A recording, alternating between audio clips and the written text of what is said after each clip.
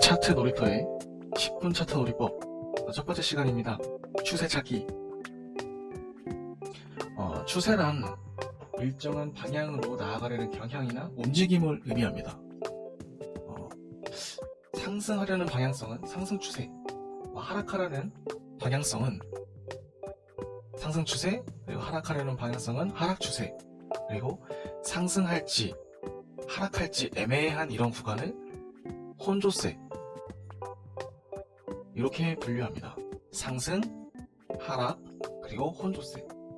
근데 지금의 추세가 상승인지 하락 추세인지 혼조세 구간인지도 모르고 매매를 한다? 이거는 눈을 감고 매매를 하겠다는 것과 같은 의미입니다. 현재의 가격과 캔들의 움직임이 상승 추세 속에 있는지 하락 추세 속에 있는지 또는 이 혼조세 속에 있는지 이거를 먼저 파악하는 것이 차트 분석의 시작이자 매매의 가장 기초입니다. 일단 큰 추세를 보려면 크게 차트를 봐야 합니다. 주봉에서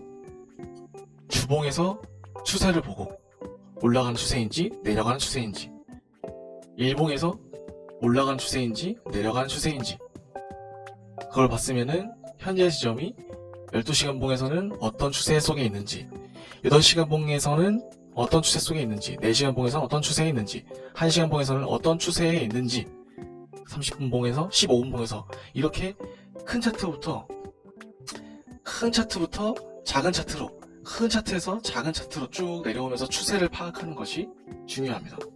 그래야 이 모든 차트 간의 추세를 유기적으로 파악할 수가 있습니다. 어떻게 파악을 하느냐? 가장 기본적인 것은 다우 이론입니다.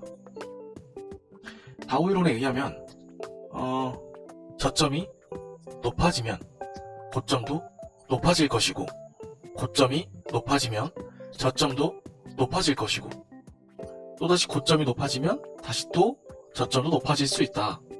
그런데 그러다가 저점이 낮아질 가능성이 높으며, 그러면은 다시 저점이 다시 낮아질 수도 있고, 이렇게 사이클이 돌아간다라는 것이 다우 이론의 가장 기본입니다. 이 이론을 기반으로 추세를 파악할 겁니다. 차트에서 한번 보면은, 자, 당연히 여기 보면은 저점이 한번 높아졌어요. 높아지니까 그 다음 고점도 높아질 가능성이 높고, 그러니까 또 저점이 높아지고, 이렇게 반복입니다. 계속 반복되다가 고점이 낮아지는 이 순간, 하락할 수도 있겠구나 라고 봐야 하는 혼조세 구간입니다. 혼조세 구간은 추세가 반전될 가능성이 높겠구나 라는 신호로 받아들여야 됩니다. 시장이 우리에게 주는 경보입니다. 경보. 시장이 우리에게 주는 경보로 받아들여야 됩니다. 그래서 고점이 낮아지는 이 순간에 한 번의 상승은 더 있을지 모르겠지만 그것이 마지막 상승이 될 가능성이 높다 라고 생각을 해야 됩니다. 이런 혼조세 구간에서는 조금 보수적일 수는 있겠으나, 보수적으로 보는 거일 수도 있겠으나, 한 번 상승을 하게 되더라도, 한 번 더 상승을 하게 되더라도 이게 마지막 상승이 될 것이다 라고 보는 것이 객관적으로 상황 판단을 할 수 있게 만들어줍니다. 이것은 경보이기 때문에 그렇게 받아들이는 것이 우리에게 좀 더 안정적인 수익을 가져다 줄 것이고, 이 경보가 울린 다음에 저점이 낮아지는 상황이 발생하게 되니까 계속 쭉쭉쭉쭉 빠지게 됩니다. 이때도 약 한 달 동안 계속 쭉 빠졌었어요. 한 달이 넘게. 이렇게 추세가 한번 시작이 되면은 쭉 빠지다가 이제 다시 또 한 번 더 고점을 높이는 상승이 나오니까 또 쭉쭉쭉쭉쭉 올라갑니다. 쭉쭉쭉 올라가다가 다시 또 혼조세 구간, 마지막 상승, 다시 또 하락, 쭉 하락. 그런데 여기서 보면은 이런 것도 저점인 것 같고, 여기도 고점인 것 같고, 여기 저점인 것 같고, 고점인 것 같고, 이런 노이즈들이 되게 많아요. 이런 혼란을 주는 것들이 되게 많습니다.